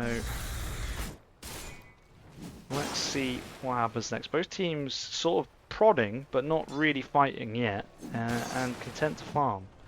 Looks like they're sort of escorting Saurian through this bottom lane, and maybe they'll set up for a push on GCDD into this bot tier 1. As, Dawnbreaker on their own in the top lane. Kunkka considering it. No. I think the rest of the team is too far away, but they Yeah. can't really contest bottom either. Razor reveals that they're there. And that's the thing with Dawnbreaker, you can be on the other side of the map and you can just use your ult to get in at any moment. So you'll have to be there as the fight starts now. Jakira gets gone onto, and here comes the Dawnbreaker as well. No heroes will be hit by it, and the Ringmaster ult is lovely. It's right in the middle. There's a nice boat also onto the back lines, but it's a lovely box away brought by the Ringmaster onto the Rubik. Jax is at the front getting absolutely shredded by the axe though, and the dunk does come off, and it looks like it's a 2-for-2 trade so far. The dagger will miss, and now Spherical, Sleepy Moon has a lot of damage. 190 was that stolen? No, it's only 48, sorry. Oh, there's 2 static links were up at the same time. My bad. 196, yeah. Yeah, so it was quite a lot of damage, and now Maddie will be able to get away. So it's a 3-for-2 trade overall. But actually Spherical with a slight gold advantage, obviously with that extra kill, and Saurian going down once again. A bit of a carnage fight. Hard to tell who will be the happier. I presume Spherical, obviously, then they start to make this aggressive move, but they did still manage to lose 2, including Obs, despite hitting quite a nice boat into those back lines at the back. Back lines at the back? Of course they're at the back. They're the back lines. I enjoyed the great boat coming through. Good reach from the Dawnbreaker to come in, and as you said, great Ringmaster out as well. I can't remember what it's called, I'll be honest. Wheel of Wonder? Wheel of Wonder. Wheel of Wonder, that is it. Yeah, that is. It was great, directly in the middle of all of them, but Spherical still coming out ahead. I think this fight also is kind of indicative of the fact that the Razor, if not killed, will kill basically everybody.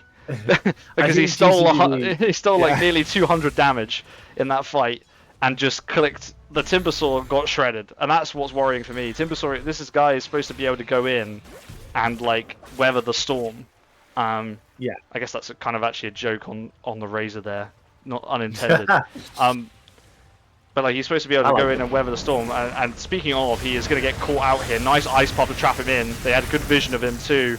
And the Dawnbreaker response will come out, but the BKB hit as well. Nice box by the Ringmaster will save Jax's life for now, but Sleepy Moon will eventually get the kill. The BKB as well should force the Radiant side back, because this is not a fight that they want to take right now. No. And Axe is going to catch the Dawnbreaker on the other side. Had rotated in, obviously, for that last fight. Nice dagger onto the Axe, but it's not going to save the Dawnbreaker. 48 seconds without them, too.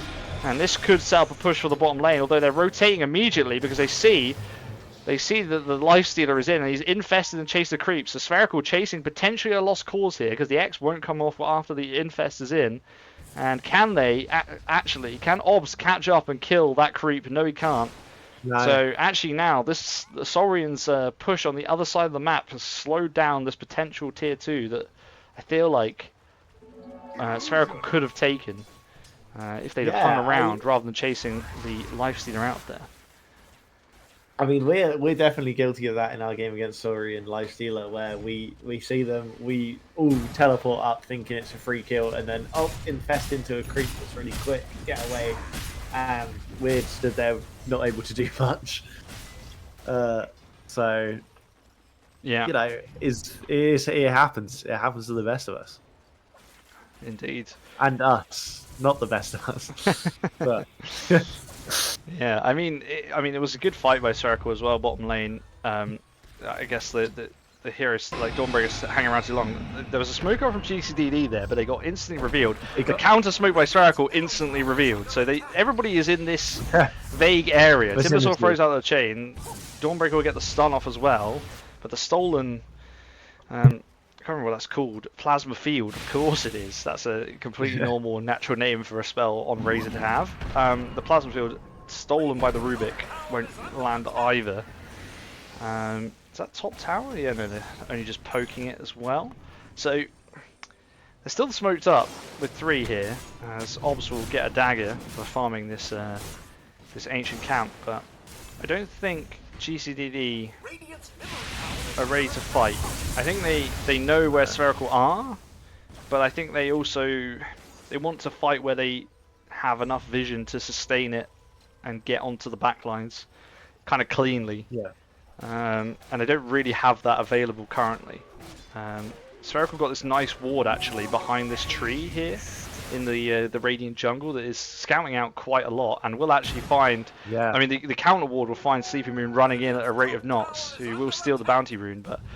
Oh, Axe actually blinks away from the Lifestealer. Now the static link is off, and Lifestealer's just getting so much damage taken. He's going to get clicked down through the rage, and there's nothing that Lifestealer can do. There was no creeps to infest or anything, and now the Axe is in big trouble on the other side. So it's a 1-for-1 trade so far as they rotated around. Sleeping Moon should just be able to walk away. But they ultimately say they managed to get the kill on the Axe, but they can't save their Lifestealer, who was just run down. He was just run down Just by on the their Razor. own, run under the tier 2 mid. And this is what I was saying about earlier as well, isn't it? It's like, if this Razor just goes unchecked. I don't know what GCDD, for all of the good plays they've made in this game so far, what they can do about it. Yeah, it's so much easier said than done. So just target the Razor, sorry. But, you know, like, it's so easy to get distracted or, like, focused on someone else and let it slip by that your Lifestealer just goes down for it. And I feel like Spherical will take that trade any day of the week. The main carry for their offlaner, you know? Yeah. Always take that. Yeah. I for a brief moment there, it was 11-11 on kills, and it was also 11k advantage for Spherical, which was kind of nice, but now it's 12k, so please ignore. I mean, but a 12k lead, we're still like 25 minutes into the game. They're so far ahead in terms of net worth. Like, look at the two cores are 5k ahead. The two cores, not just one core, two cores are 5k ahead of the next. Yeah, that is outrageous. That is crazy. I mean, and 5k is a conservative estimate. Doing that quick maths there, like, it's really tough. Razor nearly. Razor got more with Mars, BKB, Mjolnir, Falcon Blade as well. Going for the Reaver, not far off it. Yeah, we'll have the Satanic. That'll be Satanic. Satanic, yeah. Yeah, and then what do you do? Like, he's got all this damage, and he just then compresses one button, which heals him back up every time he clicks you, which is all he is doing. He has BKB, so you can't really stun him. I mean, you have kind of a lack of, like, stun anyway, right? You've got Rubik and Dawnbreaker. Does Ringmaster have a stun? I guess he has, like, the He's whip. got the ult. And the ult. The ult is, like, sort of a, you know, kind of. Yeah, I feel like you don't want to rely on using that to lock down the Razor, but maybe that is the goal, as now Spherical will push this bottom lane. I mean, Rubik could steal the Ice Path, or, you know, or a boat. Those have stun capabilities, but that's relying on them stealing it, I guess, you know. Yeah. So I think it's just very hard for them to like you said, and chat has also pointed out, like we were just saying, this lack of lockdown is really difficult for the Razor, and he's got BKB anyway, and then you've got Satanic, so he can just click both his buttons, and does he die? Like, even if you get him low, does he die? I don't think Razor dies in that scenario. I think, well, GCDD smoked up, wrapping around the back, still trying to make these plays. I think also they can get there by taking out the supports. They can probably cut off like some of this healing that can come out from the Warlock and these high damage spells from the Jakiro. But again, I just think the Razor just stands there and steals the damage, right? And it becomes really, really hard once he's got all that damage to take him down. Yeah. And also, like, if you're Spherical, that's like such an ideal situation. Like, if your two supports go down, great, because that's enough for Razor and Kunku and Axe to just completely decimate your carries, and like, then what are they gonna do? You know? So Plasma field, sorry, stolen from Rubik. yeah, so nice dagger again onto Obs, and Sleeping Moon will stand at the front.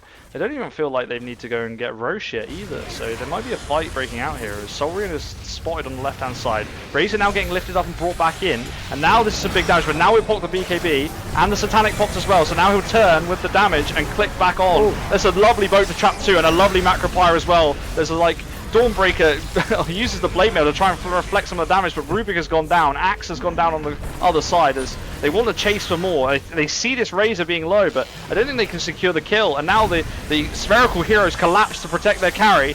He's still at the front and he still does so much damage. Look, he's clicking the lifesteal. This guy's supposed to steal your life, but he's taking it the other way. He's taking your damage. He can't do anything. And now Maddie will just have to TP out. They will spot it out. They get the X-Mark off. And they're brought back into the plasma field once again. It's 4 dead for GCDD. 16k advantage for Spherical. They lose 1. And they take the tower. It's just so hard to kill this final boss. Sleepy Rune is just the final boss on the Razor. What can you do? Absolutely insane play from the Kunkka to get the X-Master spot just as they TP out. Well played from Elves. Obviously, great for the Razor as well to manage to get 3 insane plays. They're just going to go for the mid tower now. Going to get it very easily and uncontested. Saurian still no buyback. Yeah, exactly, on the Lifestealer. So, yeah, 5 seconds without your Lifestealer. We'll be back now. But even so, I mean, the damage that was going onto the Lifestealer from stolen by the Razor was outrageous. And the fact is, the Razor was probably like out of position, just like for like the majority of that fight. He ran all over the place. The Razor. The Razor was everywhere, but at no point could they really lock him down enough to kill him. And he then had Satanic and BKB when he really got in trouble at the start of the fight, and even after that, the Warlock heal and the Jakiro stuns just stopped them from putting up any kind of chase, and just turned it around. And I'm struggling. I like to often, you know, ourselves and Mark will posit the question, what do you do if you're on the losing team right now to get yourself back into it? I'm really struggling to see the route back in. It's so difficult to play into this. I mean, 30 minutes in and nearly 20k lead. 20k lead, there we go. 20k lead for the Dire is insane. Yeah. Spherical. And yeah, like honestly, I have no... Like, all you're praying for if you're GCD right now is Razor to be on their own. You get some vision with the Dawnbreaker, Infest in and do all now, that. sorry to interrupt you once again, the Rubik has been caught out. It's a nice box to save him, but he will still go down post-box. He does have buyback, but they will, and it does slow the push onto the tier 2 briefly as the creeps do get cleared, but they will eventually take it all the same. Sorry to interrupt you there. No, that's okay. I also caught it just as I was yapping. I was just yapping, you know. But yeah, like there's nothing. I feel like Spherical just playing this is a masterclass from them, you know. Yeah. And Lifesteal is terrified right now. They're just getting the mid racks basically uncontested. There's absolutely nothing that GCDD can do.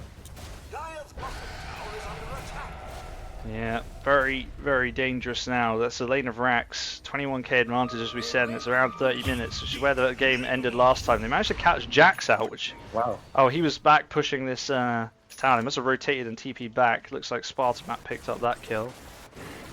Yeah, going on to the Dawnbreaker on mid lane. X marks the spot, doing a lot of damage, and Dual Breath coming out from...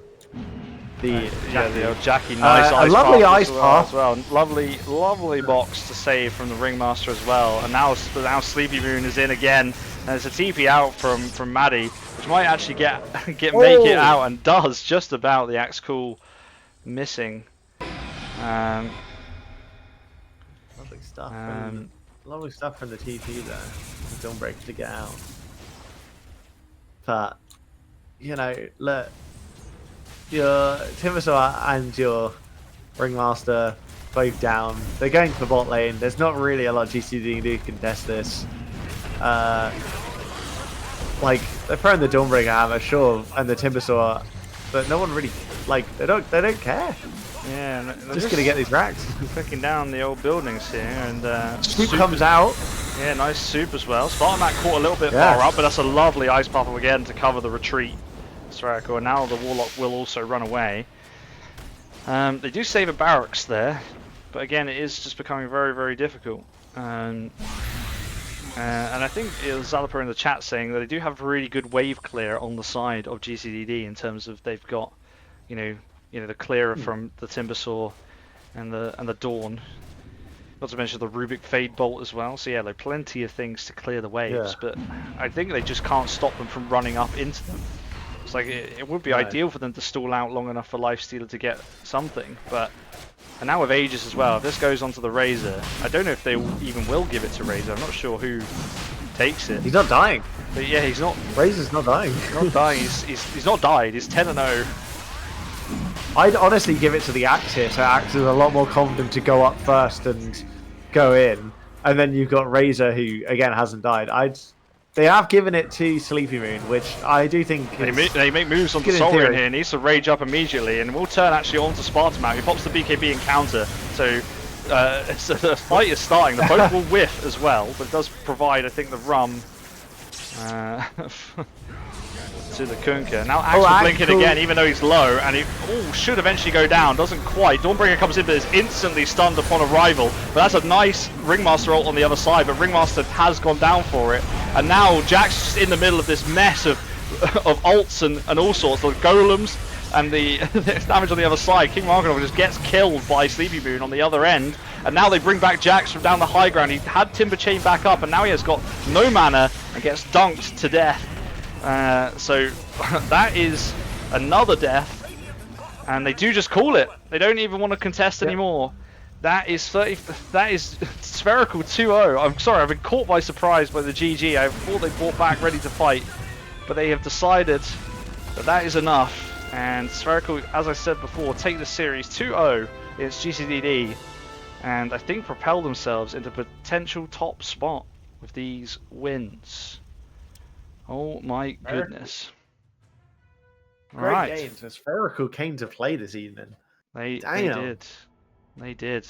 And they left not much behind. Yeah,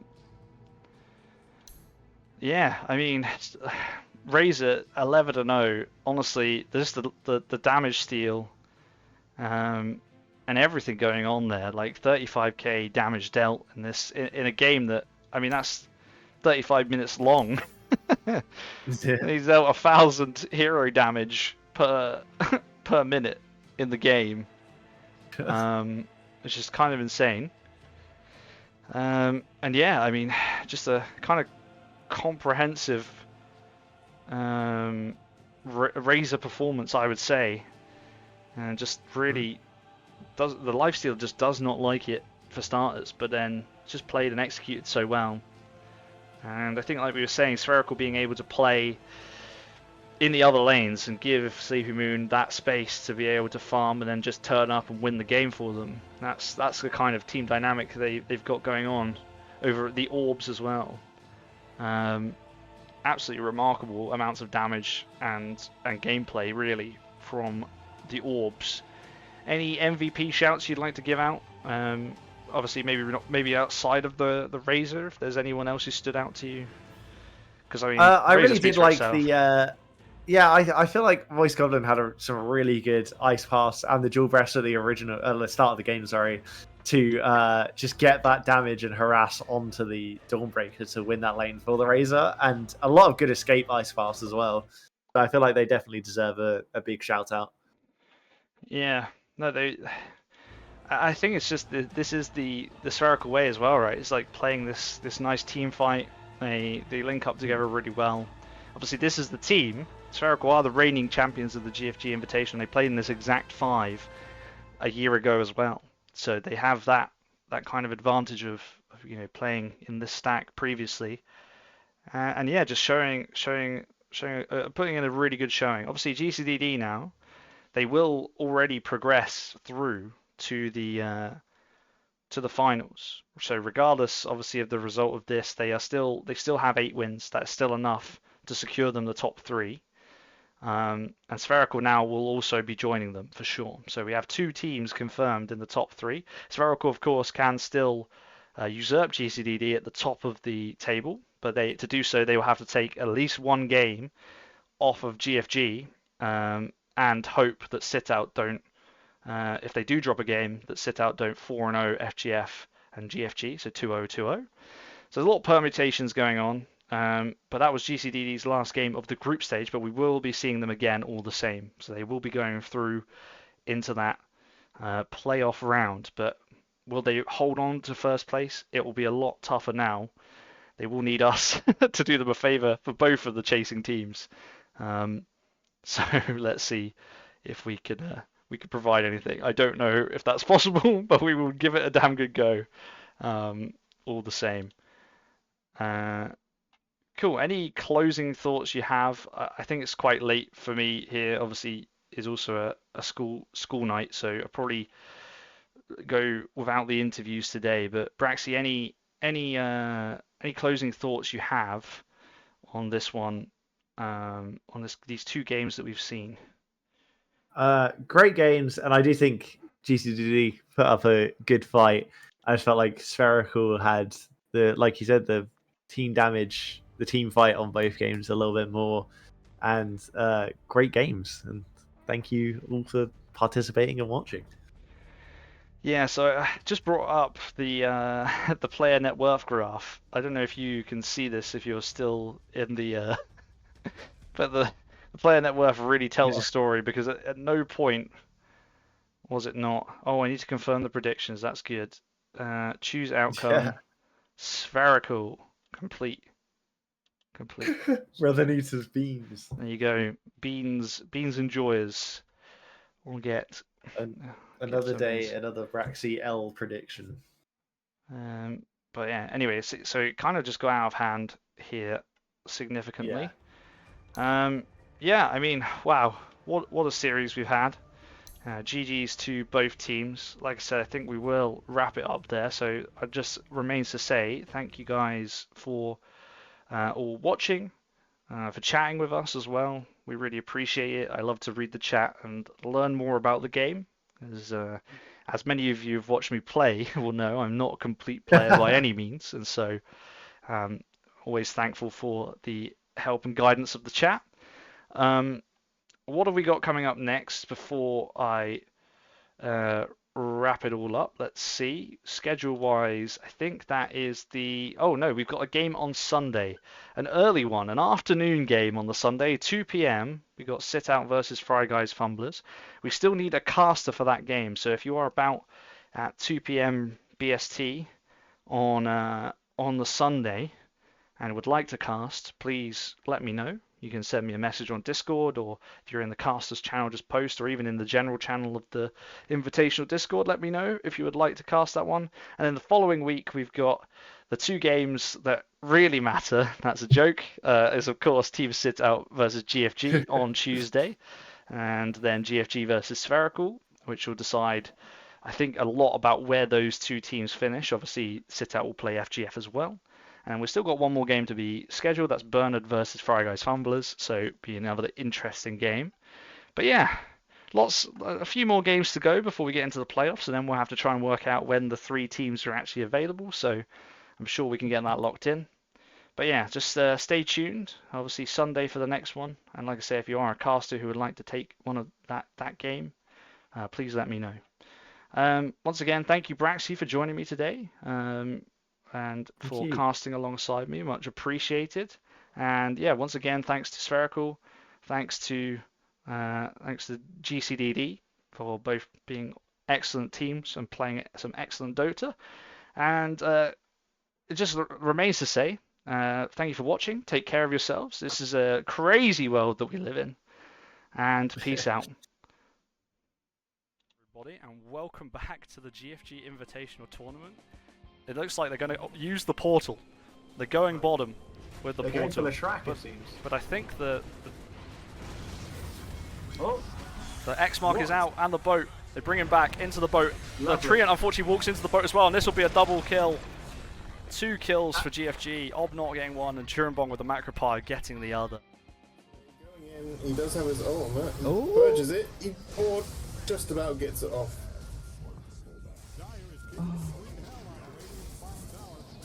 Ranger. Get Game down. Chrono with the focus fire. Raxi pinned, finished off. That's away already running. back to full health too. Gets slowed. So I'm close. Oh, gonna Doom get finishes doomed it off, here. but then he probably pays the TP's price. Oh, Cleese just misses it. Very fucking nice. All the tips coming out. Really good. That was And not nothing will good. die back here, and that is GG comes GG. out. And that is the end of the GFG Invitational Tournament. Team Spherical are Congratulations. your champions. They take the finals 2-0.